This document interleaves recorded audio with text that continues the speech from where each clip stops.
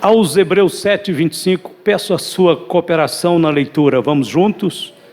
Portanto, pode também salvar perfeitamente os que por ele se chegam a Deus, vivendo sempre para interceder por eles. Oremos. Querido Deus, em nome de Jesus, oramos para que a partir desses minutos que seguem, nosso coração, a nossa mente, estejam sob o domínio do Espírito Santo de Deus. Tu possas nos abençoar enquanto meditamos, enquanto falamos a Tua palavra. Abençoe a todos os meus irmãos. Eu oro e te agradeço. Amém. Podeis sentar. O assunto sobre o destino eterno da alma humana é, sem dúvida alguma, o mais importante de todos. Mas, por incrível que pareça, as pessoas procuram evitar este assunto. Consciente ou inconsciente, o ser humano, todo ele, nutre a esperança de um futuro de felicidade e paz. Ninguém em sã consciência faz planos para ir para o inferno. As interrogações sobre este assunto estão sempre na mente do homem. Mesmo que alguns tentam evitá-lo, estes pensamentos sempre voltam. Porque as pessoas não discutem o assunto abertamente. Quando eu era criança, eu me lembro muito bem que eu comecei a ficar preocupado com o assunto da vida, da morte, da eternidade. E quando eu ouvia alguns adultos conversando a respeito de religião, de fé, eu ficava tentando captar as palavras para ver se de alguma maneira eu recebia alguma informação sobre este assunto. Então engana-se quem acha que as crianças não estão preocupadas com a salvação eterna. Há uma idade que o ser humano é despertado e ele simplesmente não admite o fato de um dia deixar de existir, de pensar que o seu corpo vai desintegrar na terra e o seu fim será este. Eu ficava tentando ouvir, aprender alguma coisa, mas lamentavelmente nunca ouvi nada até encontrar o Evangelho de nosso Senhor Jesus Cristo. Em todo o tempo que eu sou pastor, mais de 40 anos, eu encontrei apenas uma pessoa, até hoje, que me perguntou direta e pessoalmente sobre o que deveria fazer para ser salvo. Esta pessoa foi um tio que eu tive, um homem simples da roça, mas era temente a Deus. E por sinal bem mais idoso do que eu. Mas ele conhecia a minha fé e sabia da minha conversão a Deus. E um dia ele me perguntou na sua simplicidade: Elcio, será que é possível? A gente pode saber se vai para o céu ou não? E eu me lembrei daquele episódio da Bíblia onde está escrito assim: eis que aproximando-se dele um jovem disse-lhe: bom mestre, que bem farei para herdar a vida eterna? Eu me lembrei desse jovem que aproximou de Jesus e fez-lhe essa pergunta. Aliás, por sinal também, é uma das raras perguntas diretas de alguém para Jesus sobre a vida eterna. Embora Jesus fosse um pregador da vida eterna, fosse o autor da vida eterna, e mesmo que não perguntassem a ele, ele continuou pregando e ela era a sua mensagem permanente. Mas foi raro aqueles que perguntaram para Jesus diretamente sobre a vida eterna. Depois deste homem, eu só conheço um outro texto que eu vou ler agora mesmo. Então eu mostrei para o meu tio naquele dia, ele que tinha chegado do interior, estava ali na nossa casa em Goiânia. Eu mostrei calma e detalhadamente, com muito amor e muito respeito pela idade que ele tinha mais do que eu e pela humildade dele chegar a mim e dizer: meu filho, é possível a gente ter certeza da vida eterna? E eu calmamente então, e com detalhes, fui falando para ele do plano da salvação por meio de Jesus. Ele era muito humilde e ficou ouvindo silenciosamente, muito atento. Terminei de falar sobre como era possível o homem ter a certeza da salvação, e ele ficou pensando e me agradeceu. Alguns meses depois ele morreu. Eu espero encontrar ele no céu. Deus me deu as palavras certíssimas naquele dia para falar para ele do plano da salvação. Creio que Deus estava pavimentando a estrada da salvação para ele por meio da mensagem do Evangelho. Uma outra experiência que eu tive, já não é tão antiga, mais recente. Eu vou tomar liberdade, um dos membros da igreja aqui vai participar do assunto, né? Vai ser incluído, mas é com um testemunho para ajudar muitas pessoas. A experiência que eu tive mais recente foi com o pai da irmã Laline.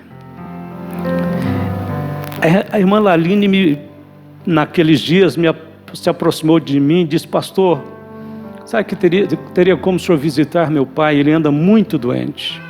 Eu falei: sim, nós vamos visitá-lo. E fui. Conversei um pouquinho com ele, orei por ele. Mas ficou só nisso, voltei para casa. Passaram-se alguns poucos dias. A irmã aproximou de novo de mim e disse: pastor, se fosse possível, eu queria que o senhor voltasse lá para orar pelo meu pai. Acho que ela já estava observando que os dias dele encurtava cada vez mais rápido. Marquei a visita para a manhã seguinte, e quando foi à noite, Deus tocou no meu coração fortemente e me disse: você vai e vai falar com ele sobre a salvação eterna. Eu comecei então a preparar os textos da Bíblia, anotando-os numa sequência lógica, fácil de entender. Orei a Deus e no outro dia, como marcamos, fomos até ali a casa do pai da irmã Laline. Chegamos, ele estava ali aguardando, sentado no sofá na sala, bem abatido. Ela chegou, a mãe dela chegou, e eu abri a Bíblia e pedi a atenção deles. Falei: bem, nós estamos aqui, não é por acaso.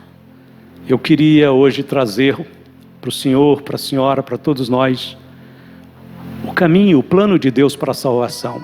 E eu falei com ele em torno de mais ou menos 1 hora. Calmo, detalhado, mencionando textos da Bíblia. E quando eu terminei, olhei calmamente para ele, ele estava muito atento, os olhos estavam rasos de lágrimas. Eu disse: o senhor está compreendendo? Ele disse: estou. Eu falei: se eu queria fazer uma pergunta para o senhor, com todo o respeito, ou hoje, ou amanhã, ou daqui 10 anos, todos nós vamos partir. O senhor está pronto para a eternidade? Ele ficou pensativo. Eu falei: não precisa de responder, o senhor ouviu o plano da salvação, é só receber. O senhor quer receber? Ele disse: quero. Falou com todo o seu coração, com toda a sua sinceridade, e eu disse: mediante então a sua decisão, nós vamos orar pelo senhor. E oramos ali com muita fé, eu, a irmã Laline, principalmente porque eles estavam recebendo oração. E quando terminamos de orar, um alívio, uma paz, uma certa tranquilidade tocou meu coração, dizendo: está feito. Ele confessou o meu nome. Passou poucos dias, Deus o recolheu. Também tenho certeza que vamos encontrá-lo no céu. Nos dias de Jesus, como eu disse, poucos perguntaram diretamente para ele sobre a salvação. Mas há um registro em Lucas capítulo 13 que diz assim: e percorria Jesus as cidades e aldeias, ensinando e caminhando para Jerusalém. E disse-lhe um: Senhor, são poucos os que se salvam? E ele lhe respondeu: porfiai por entrar pela porta estreita, porque eu vos digo que muitos procurarão entrar e não poderão. Por quê? Porque muitos não perguntam sobre a salvação. A Bíblia diz: e como está ordenado, e como aos homens está ordenado morrerem uma vez, vindo depois disso o juízo. Todos sabem que hão de morrer. Mesmo assim, o assunto sobre a salvação, o que vem depois da morte física, parece um tabu. Acho que poucos pais conversam este assunto com os filhos. Acredito que poucas pessoas conversam no trabalho, na vizinhança, com seus amigos sobre este assunto. Às vezes parece um assunto quase que proibido. Por que razão? Parece que cada ser humano quer acreditar no seu próprio plano de salvação, e a fim de não descobrir que o seu plano é falho, ele prefere omitir na discussão do assunto. Por isso, eu sei que para perguntar sobre o plano de salvação, o que devo fazer para ser salvo, preciso ter muita humildade. Aquele tio que eu falei teve humildade, o pai da Manaline teve a humildade para saber, para interessar sobre este assunto, para dizer para alguém que tem uma experiência com Deus, com conhecimento da palavra de Deus, para dizer: me explique como eu posso fazer para ser salvo. Precisa ter a humildade daquele etíope que andava lendo o livro de Isaías, e o Espírito Santo mandou Felipe correr atrás do carro que ele ia, e quando Felipe ajuntou-se ao carro, perguntou àquele homem: o que lês? Entende o que lês? Ele disse: estou lendo o profeta Isaías, mas não tem quem me explique. E Felipe subiu no carro, pediu licença e explicou para ele. Quando terminou de explicar, o homem disse: eu creio. Que me impede que eu seja batizado? E Felipe o batizou. Dizem que o etíope virou um grande missionário na África. Mas ele aceitou alguém explicar, ele aceitou alguém comunicar uma experiência para ele de salvação. Todos nós aqui fomos salvos por Jesus. Porém, foi alguém que Jesus já tinha salvado, já tinha iluminado, que nos ajudou a chegar até Ele, a compreender o plano da salvação. Foi alguém que pavimentou, preparou a estrada para chegarmos até o Salvador. A Bíblia diz que quando André aceitou Jesus, Pedro ainda era perdido, o apóstolo. E a Bíblia diz que André levou Pedro a Jesus. E a Bíblia nos conta que quando Pedro foi levado a Jesus, Jesus parou, olhou para Pedro e disse: tu és Simão, mas tu serás chamado Pedro. O Senhor estava anunciando o novo nascimento e a transformação daquele homem. A partir daquela palavra que Pedro ouviu de Jesus por conta do trabalho de André, Pedro nunca mais foi o mesmo. Pedro foi sendo gradativamente transformado para ser o apóstolo que ele foi. Jesus, porém, respondendo, disse-lhes: errais não conhecendo as Escrituras, nem o poder de Deus. Certa vez eu preguei para um grupo de jovens por 2 horas sobre a salvação da alma. 2 moças do grupo foram particularmente tocadas pelo Espírito Santo de Deus. E nos 2 dias que seguiram, elas choraram sem parar, desesperadamente. Elas moravam muito perto da minha casa, então a minha irmã era amiga delas e me dizia: Maria e Marta estão chorando, desde que se falou com elas. Mas elas não se converteram. Foram tocadas, choraram muito, mas não se converteram. Depois disso, elas nem queriam mais me ver.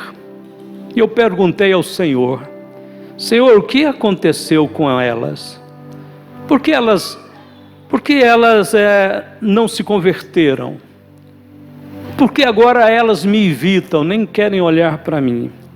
O Senhor me disse que o Espírito Santo havia convencido elas do erro que elas estavam vivendo. Mas elas resistiram ao Espírito Santo. E por isso entraram em pânico. Quem disse isso para mim foi o Espírito Santo. Elas entraram em pânico, porque eu estava convencendo elas do erro. E elas não queriam aceitar o meu convencimento. Então elas entraram em crise, desespero. Naqueles dias que elas ainda estavam sob a convicção do Espírito Santo, elas foram para perto da sua família, que moravam em outra cidade. Então eles ajudaram a abafar a voz do Espírito Santo no coração delas. E quando elas voltaram daquela viagem, elas já não tinham mais nenhum convencimento do Espírito Santo no coração. Aquelas duas moças eram católicas e a sua família era católica. O catolicismo tem sido o responsável pelo desviar de milhões de pessoas. O catolicismo ensina para os seus seguidores que existe salvação depois da morte através de uma purificação, de uma expurgação de pecados, uma descondenação do pecado. E eles criaram uma ideia chamada purgatório, que não é uma doutrina cristã, é uma doutrina oriental, das seitas orientais, do hinduísmo, do budismo e de outras seitas orientais. E com isso eles desmerecem o sacrifício de Cristo, porque coloca o purgatório como um lugar mais eficaz para ser salvo do que na cruz. Não tem uma ofensa maior ao Espírito Santo do que essa.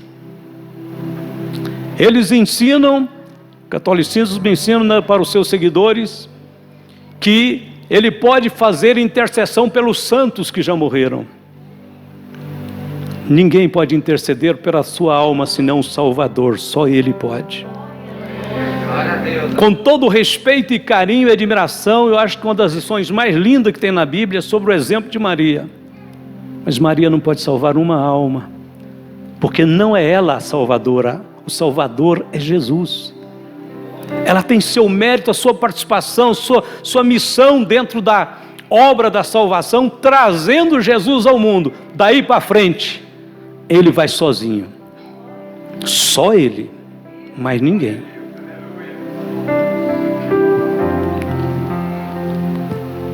Aquelas duas moças foram tirados do coração dela por conta dessas doutrinas, o convencimento do Espírito Santo.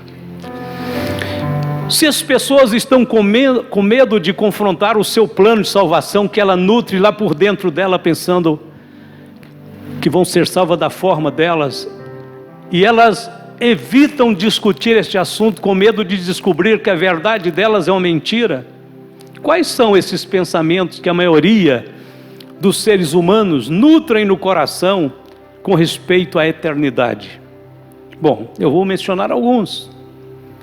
Primeiro, existe um grupo de pessoas que estão decididamente entre aqueles que admitem que não sabem onde irão passar a eternidade.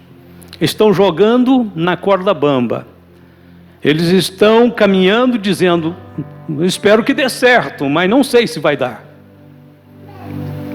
A nossa pergunta é simples: se você fosse para o aeroporto fazer uma viagem de avião, um voo, e o comandante da aeronave dissesse, olha, senhores passageiros, está na hora de embarcar, mas nós precisamos esclarecer um assunto aqui. A nossa aeronave é muito boa, mas apresentou um barulhinho diferente há 5 minutos atrás, quando estávamos aquecendo o motor, e a chance de nós fazermos a viagem com sucesso é 95%. Então, só 5% que corre o risco. Quantos vão começar a entrar na aeronave? Ninguém entraria. Você arriscaria fazer uma viagem? Mas só 5% de perigo? De jeito nenhum. 100% eu já vou com medo. Quanto mais 95%. Mas quando diz respeito à salvação, muitas pessoas vão caminhando no escuro, dizendo assim, não, provavelmente vai dar certo, provavelmente vai dar certo. Ou seja, eles põem a alma deles em risco. sendo que eles mesmos acreditam que o percentual que eles têm, a chance que eles têm de ser salvos é muito menor ainda do que essa da ilustração do avião. Eles admitem que não sabem onde irão passar a eternidade. Jesus disse: quem anda em trevas não sabe para onde vai.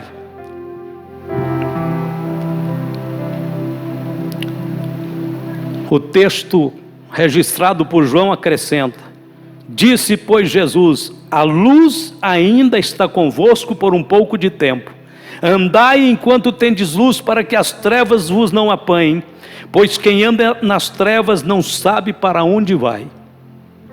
Eu sempre costumo dizer: você quer saber se uma pessoa tem entendimento das coisas espirituais? Pergunte a ela: quando você morrer, para onde você vai?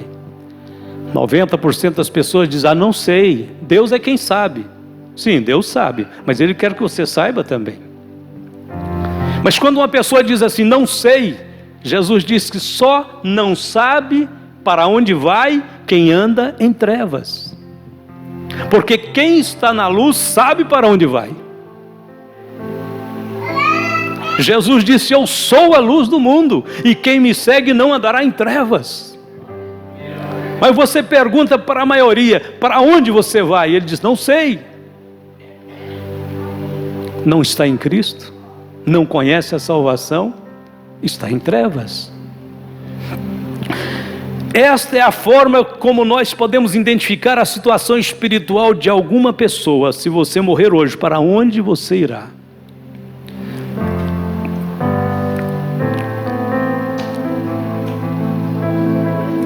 Outra pessoa, um outro parente meu, por sinal outro tio, irmão desse que foi humilde ao conversar comigo, estava nos seus momentos finais, no interior aqui de Goiás. Estava só ele e a esposa em casa no dia em que ele ia partir. Ele vinha doente já há um bom tempo. E a minha tia, sua esposa, tinha aprendido no catolicismo que os moribundos, aqueles que são na hora de morrer, precisam ter uma vela na mão na hora da morte. Porque eles têm que ter a luz de uma vela para alumiar o caminho. E ela, na sua humildade, porque as pessoas são muito humildes às vezes, e muito ignorantes quando diz respeito ao mundo espiritual. Então eles acreditam. E quando ele estava passando muito mal, próximo aos minutos da morte, ela saiu desesperadamente procurando dentro da sua casa e achava uma vela. E ele agonizava com as dores finais. E ela não achou a vela. E então ela lembrou na última hora, quando ele estava ali desfalecendo, que ficava debaixo do travesseiro dele na cama, uma binga, um isqueiro antigo. E ela rapidamente então acendeu a binga e segurou, pôs na mão dele e segurou, e disse: segura a luz, segura a luz. E ele naquela hora partiu para a eternidade. Irmãos, como quando é nas coisas espirituais as pessoas se tornam tão inocentes. De onde ela poderia imaginar, acreditar que a luz de um isqueiro poderia iluminar o caminho de uma eternidade? Onde tiraram isto? Ela aprendeu lá, na sua religião. É claro que ele precisava muito mais do que a luz de um holofote, muito mais do que a luz de uma grande lâmpada incandescente. Ele precisava da luz do mundo, que era Jesus, para que pudesse iluminar o caminho dele no trajeto deste mundo para a eternidade. O primeiro grupo de pessoas, então, são aqueles que não sabem decididamente para onde vai. O segundo grupo são aqueles que querem acreditar numa salvação, mas sem Cristo. E eis que, aproximando-se dele, um jovem disse-lhe: bom mestre, que bem farei para conseguir a vida eterna?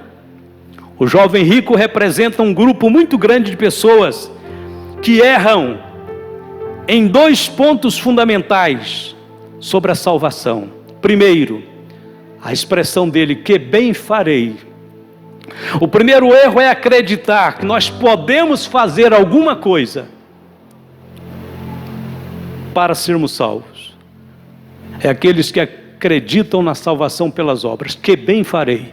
O segundo erro, ele chegou diante de Jesus acreditando que Jesus era um homem, um mestre, mas era um homem.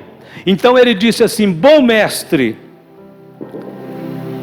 Ele não sabia que Jesus era Deus e nem acreditava que Jesus era Deus. Ele viu em Jesus um homem e ele o chamou de bom mestre. Jesus o corrige dizendo: por que me chamas bom? Não há bom senão um só, que é Deus. Em outras palavras, aquele jovem, primeiro, acreditava que poderia ser salvo por obras. Segundo, que havia algo bom no homem. Jesus disse que não havia nada bom no homem. Nada bom no homem. Dois erros fundamentais. Se alguém pensa que vai ser salvo porque tem umas virtudes que o tornam merecedor da salvação, está perdido.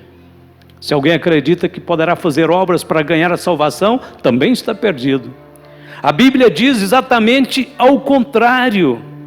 Primeiro, a Bíblia diz que o pecado maculou, contaminou a natureza humana. E a Bíblia diz que não há nenhum justo ou bom, nenhum sequer. Todos nós, todos se extraviaram e juntamente se fizeram inúteis. Não há quem faça o bem, não há nenhum só. Romanos 3,12. É difícil do homem admitir, acreditar, aceitar o fato de que não há nada bom nele. E porque não há nada bom nele, o melhor que ele tenta fazer não vale nada. É péssimo. Por isso Isaías disse: todos nós somos como imundo, e todas as nossas justiças são como trapo de imundícia. Ou seja, o que é ruim em nós não é o ruim, o melhor é ruim em nós. Então como vamos chegar com esse estado de caído, de depravado, de perverso diante de Deus, querendo negociar com Deus uma salvação que nós queremos apresentar algum mérito, quando nós não temos mérito algum? Você diz, então é impossível ser salvo. Foi exatamente isso que os apóstolos disseram para Jesus, depois que ele conversou com o jovem rico. Porque quando Jesus mandou o jovem rico guardar os mandamentos, Jesus não estava apontando o caminho da salvação. Não, está totalmente enganado quem pensa assim. Jesus estava mostrando para ele a impossibilidade do homem ser salvo, tentando ser bom por si próprio. Os mandamentos não é caminho de salvação, não foi dado para salvar, foi dado para mostrar que nós não podemos alcançar o padrão da justiça de Deus. Quando os apóstolos viram aquilo e o jovem foi embora, desistiu de seguir Jesus, eles disseram, Senhor, mas se é desse jeito, ninguém vai se salvar. Jesus disse para eles, Jesus disse as seguintes palavras: é isto aos homens é impossível. Ou seja, a salvação não é coisa de homens para homens. Mas ele disse, aos homens é impossível, mas a Deus tudo é possível. A salvação é algo de Deus para os homens, não é algo do homem para o homem. Você diz assim, pastor, mas então toda a minha salvação depende de Deus, só de Deus. Se depender 1% de você, você está perdido. Se depender 0,5% de você, você está perdido. Não, mas Deus deixou 0,1% para mim. Então você está perdido, você não vai dar conta de cumprir. Ou Jesus salva você 100%, ou então você está totalmente perdido. Não tem mérito nenhum do lado humano na salvação. O dia que nós chegarmos no céu, e mesmo contando tudo isso para você, eu acredito que vai ter milhões de pessoas no céu, e eu quero estar no meio dessa multidão. Quantos mais querem estar? E nós vamos chegar assim com a mão levantada, cantando a graça, graça, graça. Pelo sangue, estamos aqui. Nada trouxemos, nada temos, mas o Senhor nos salvou pela sua graça maravilhosa, graça maravilhosa, graça maravilhosa, que salvou este miserável. Aliás, o compositor do hino Graça Maravilhosa era um dos homens mais perdidos do mundo, que ninguém mais acreditava nele. Ele era capaz de vender o sapatinho de sua filhinha, de 5 anos, que morreu de inanição, porque ele bebia tanto, era tão ébrio, que deixou sua filha morrer de fome. E no dia do velório dela, ele entrou no velório, no salão, roubou o sapatinho dela e foi vender para beber o álcool de novo. Ele era tão mau, tão perverso, que ninguém acreditava nele. Mas um dia o braço do Senhor se estendeu para ele, e o Senhor o tomou pelas mãos e o levantou. John Newton. E John Newton disse: essa graça que salvou um pobre miserável, essa graça não vem do homem, vem de Deus. E ele compôs um dos hinos mais lindos da história da igreja. Amazing Grace, graça maravilhosa. O terceiro grupo de pessoas que tem uma salvação pessoal e própria, e que tem até medo de discuti-la para não descobrir que ela é falsa, são aqueles que acreditam numa salvação universal. O universalismo acredita que no final de tudo haverá uma reconciliação. Mas ao contrário, a Bíblia ensina que no final de tudo haverá uma separação universal e eterna. E irão estes para o tormento eterno, mas os justos para a vida eterna. Para os universalistas, a morte de Jesus não teve qualquer significado legal, foi apenas uma representação religiosa. Mas a salvação eterna depende exclusivamente da forma como nos relacionamos com Jesus. Quem crê nele não é condenado, mas quem não crê já está condenado, porquanto não crê no nome do unigênito Filho de Deus.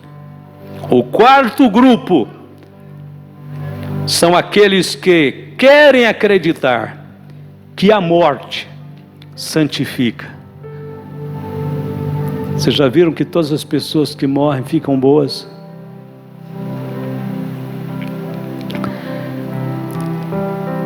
Eu vou contar 2 rápidas histórias bem curtas. Eu participei de 2 velórios que marcaram a minha vida. Aliás, eu participei de 3 velórios, mas eu vou falar só de 2 hoje. O primeiro velório, eu estava aqui na porta da igreja fazendo algum serviço, chegou um moribundo, um homem, estava maltrapilho. E eu vi que os olhos dele estavam bem vermelhos, ele tinha chorado muito. E ele chegou e disse: pastor, por favor, me ajude. Eu falei: o que foi, amigo? Ele falou: meu amigo morreu, e eu não tenho nada para oferecer para ele. Eu me lembrei do senhor, já vi o senhor aqui muito, o senhor podia ir lá fazer uma oração. Como eles não sabem, eles não têm entendimento nenhum, eles pedem para a gente orar para a pessoa que morreu. Nós não oramos pelos que já morreram. Os que já morreram estão nos cuidados de Deus, aí acabou. Nós oramos pelos vivos.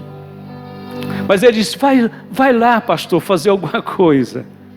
Eu fiquei com tanta pena daquele homem, disse: vou, aonde que é? Ele disse: aqui no setor oeste, me deu o endereço, é bem pertinho aqui. Eu corri lá em casa, peguei uma gravata, minha Bíblia, orei a Deus e fui para lá. Quando eu cheguei na casa indicada, eu esperava ver muita gente.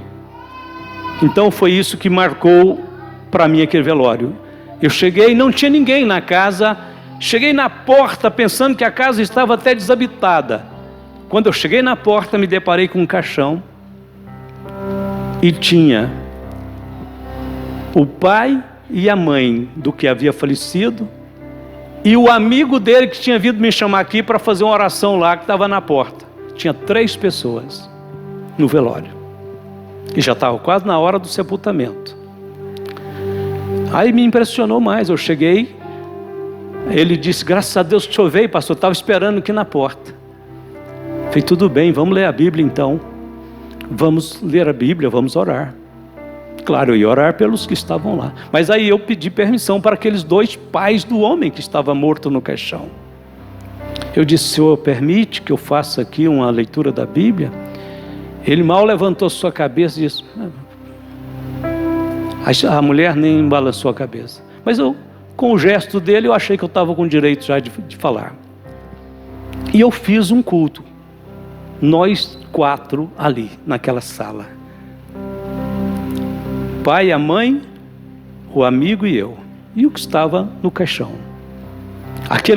Aquele amigo chorava. E eu entendi que aquele homem era o homem de um único amigo. Eu sei que tenho nada que duvidar e que questionar a eternidade dele, mas uma pessoa de um só amigo, que no dia do seu falecimento só tem um para velar o seu corpo, com certeza não viveu bem a vida, não tem condição. Tinha que ter lá um sobrinho, tinha que ter lá um vizinho, tinha que ter lá mais alguém, no mínimo. Mas eu não estava lá para questionar a eternidade dele. Preguei a palavra, orei por ele, pelo pai, pela mãe, pelo outro, e pedi a Deus que consolasse a todos. E saí e respirei lá na rua bem forte, e disse: meu Deus, nunca vi uma coisa igual. E fui embora. E fiquei pensando comigo mesmo. Diz, mesmo que ele só tinha um amigo, pelo menos ainda teve um amigo que disse que gostava dele, que ele era bom. Segundo velório, cheguei na casa do velório, Vila Pai Eterno, depois do Poço Canarim, logo para frente um pouquinho, subindo até a rua principal. A casa estava lotada, ao contrário do primeiro, esse estava cheia, lotadíssima. O caixão estava bem no meio da sala, bem na entrada da porta.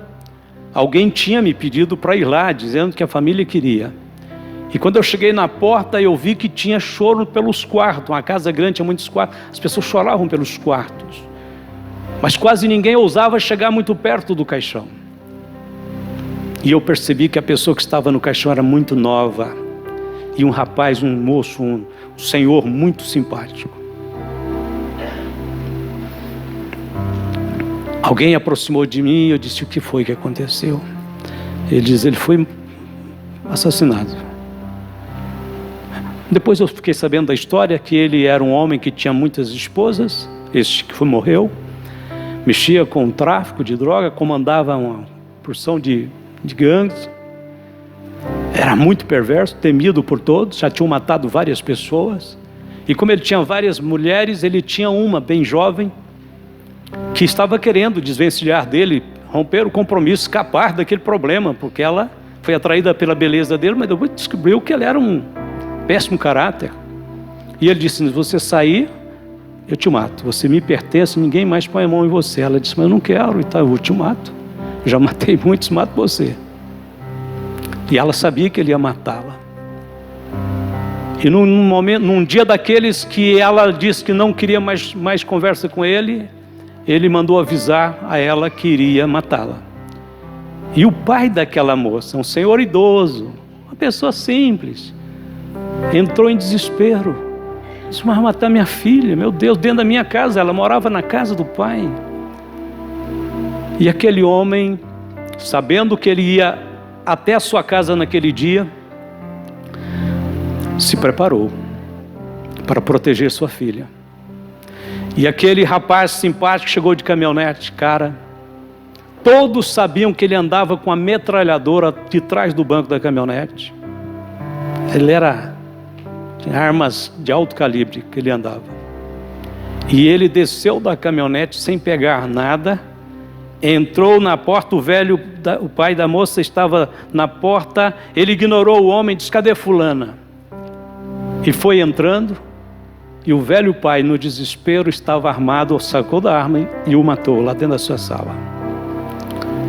E ali estava eu agora no velório daquele rapaz.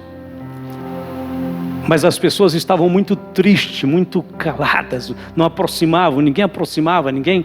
Geralmente nos velórios as pessoas aproximam, põem a mão, chora, abraça, às vezes até beija, mas ninguém chegava. Mas aí aquela pessoa que chegou e aproximou de mim, disse: eu era amigo dele, eu gostava dele. Quer dizer, tinha uma pessoa que gostava dele. Todos esses seguiram para a eternidade, pelo que tudo indica, sem Deus. A morte os santificou? Será que eles viveram como viveram até o dia e a hora que viveram, ameaçando, fazendo todas as maldades e as perversidades, pronto a matar, a destruir? E então naquele momento em que ele morre, ele deixa de ser cruel, perverso, sai daquela condição de destruidor, de pessoa perigosa e parte como um anjinho para o céu? Será que nós podemos acreditar numa história dessas? Irmãos, a palavra de Deus nos diz que se eu disser ao perverso, ó perverso, certamente morrerás, e tu não falares para avisar o perverso do seu caminho, morrerá esse perverso na sua iniquidade. Mas se falares ao perverso para o avisar de seu caminho, para que dele se converta, e ele não se converter do seu caminho, morrerá ele na sua iniquidade. Mas tu livraste a tua alma.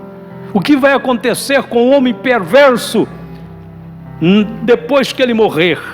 Pois eu vou dizer: se ele não se converteu dos seus maus caminhos e morrer nos seus maus caminhos, a Bíblia diz que ele levará a sua iniquidade. O ladrão continuará sendo ladrão na eternidade. O mentiroso continuará sendo mentiroso na eternidade. O perverso continuará sendo perverso na eternidade. Depois de morto, o homem não poderá arrepender-se. Suas orações não serão respondidas mais. O seu retorno estará bloqueado. O seu destino estará definitivamente estabelecido. E a sua perdição eterna será irrevogável.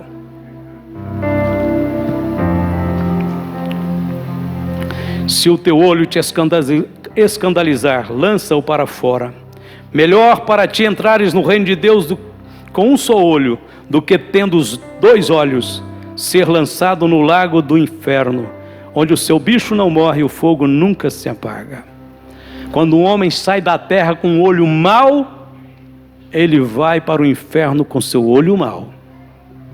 Ele não tem uma transformação pela morte. Ele não passa por um purgatório que vai expurgar e descondená-lo e vai transformar a natureza dele de ruim em boa. Se tiver que acontecer algum milagre na vida de um homem para ele ir para o céu, tem que acontecer aqui, agora, enquanto ele está vivo e pode ouvir a doce mensagem do Evangelho. E não adianta esquivar, só tem um caminho. Pedro disse: em nenhum outro há salvação, porque também debaixo do céu nenhum outro nome há dado entre os homens pelo qual devamos ser salvos. Só Jesus salva, só Jesus perdoa, só Jesus transforma o ébrio, a prostituta, o drogado. Jesus pode transformar qualquer um, mas é preciso que este homem pare e escute o que Deus está falando com ele. O plano da salvação eterno é perfeito. Primeiro, porque não depende de você e nem de mim, das nossas obras, de nossa justiça, mas depende da justiça que vem da cruz. Nós somos apenas os receptores da salvação. Nós não a merecemos, mas Deus escolheu salvar todos os que nele crêem. O jovem rico chegou dizendo para Jesus: o que farei para herdar a vida eterna? Que bem farei. Na salvação, você não entra perguntando o que farei. Ao invés de você entrar pensando em fazer alguma coisa, você tem que entrar pensando em crer naquele que já fez. Jesus já fez tudo por você. Jesus já fez tudo pelos pecadores. Os pecadores sem Deus correm o perigo da perdição eterna. E a Bíblia diz que é por isso que a alegria no céu por um pecador que se arrepende. Porque é um destino eterno que está sendo mudado.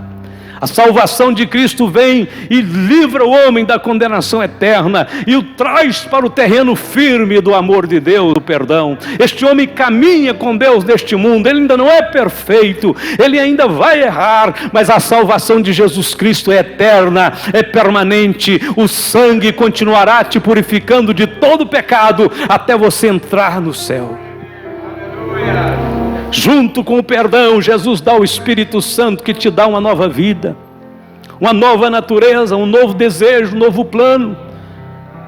E a nossa vida já não é mais guiada pela carne, pelos pensamentos, pela mídia, pela sociedade corrompida que vai como um rio de lixo, de sujeira, descendo e arrastando tudo que pode. Não, o Senhor nos tirou desse curso e nos colocou no seu reino, reino de luz.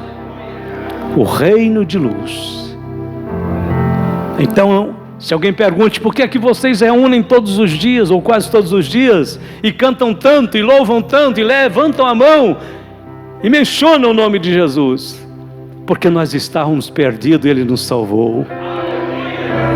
Porque nós estávamos completamente distantes de Deus, Ele nos trouxe para perto. Porque nós não tínhamos nada que nos fizéssemos dignos do reino de Deus, mas mesmo assim Ele escolheu se tornar pecado por nossa causa, maldição por nossa causa, para nos aproximar de Deus e nos reconciliar com Deus. Jesus já entrou na sua vida, o Espírito Santo já criou um ambiente novo no seu coração, você já não é mais quem era, seu olhar agora já é para o futuro, você já tem um olhar voltado agora para a cidade celestial. Então viva para adorá-lo, viva para glorificá-lo. Sabe por quê?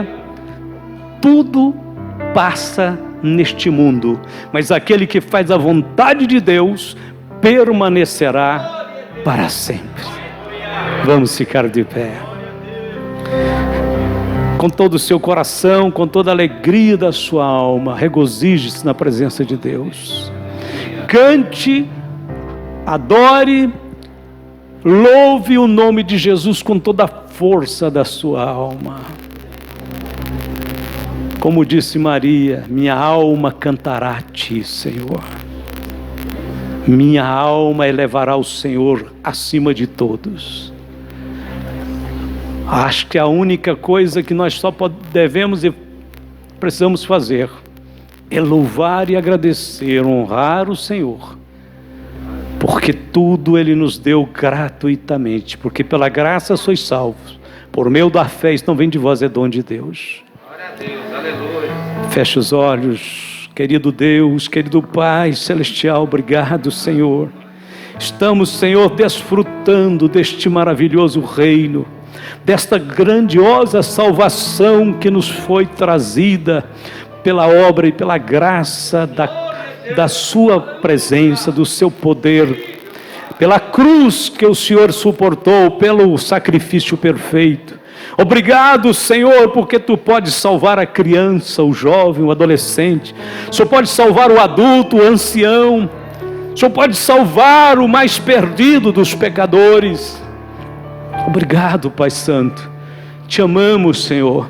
Reconhecemos, Pai, a grandeza da sua salvação. Ela é muito perfeita, ela é muito plena e gloriosa. Obrigado, Jesus. Nós te amamos, Senhor. Entregamos uma vez mais tudo em Tuas mãos. Entregamos uma vez mais sobre o Teu altar a nossa vida, a nossa mente, nosso coração.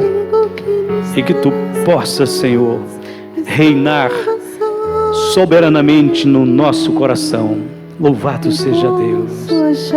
Obrigado, Senhor.